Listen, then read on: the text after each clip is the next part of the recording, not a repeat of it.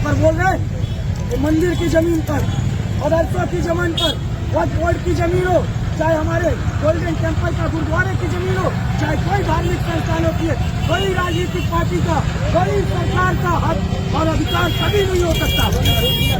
क्योंकि एकदम विधेयक के जो विधेयक पास हुआ, उस विधेयक के खिलाफ आदरणीय राजेश टंडन पप्पू यादव ने वोट दिया और आखिरी दम तक जहाँ तक इस लड़ाई को लड़ने का काम करना होगा वहाँ खड़े रहेंगे और लड़ने का काम करेंगे। किसी पर जिद और किसी पर किसी की सहमति पर नहीं सर।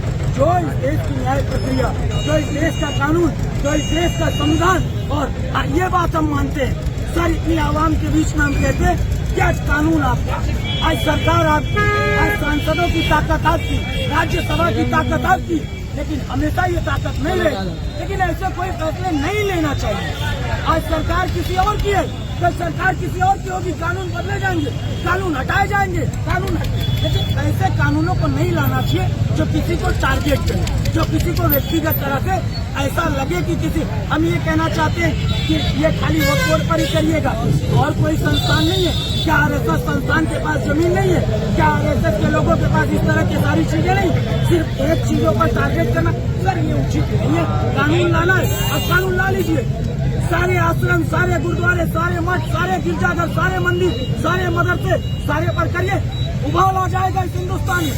हिंदुस्तान सब बर्दाश्त कर लेगा, धर्म से और किसी तरह की हमारी जो अपनी शक्ति है, हमारी जो अपनी आंतरिक ताकत है, हमारे मदरसे, हमारी मंदिरें, हमारे गिरजाघर, हमारी जागीर है, वो हमारे पुरखों ने, अगर किसी ने वक्फ बोर्ड में अपनी हिस्सों को दान न किया है, आप उस पर सवाल उठाइए कि जिसने वक्फ बोर्ड को जमीन दी है वो न्याय पालिका के विरोध गई हो, वो जमीन साफ न हो, वो जमीन क्लियर न हो।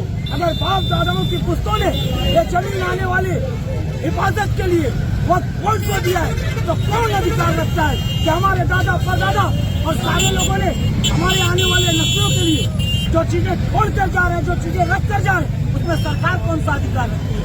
सरकार कौन सा अधिकार रखती है हमारे बीच आके?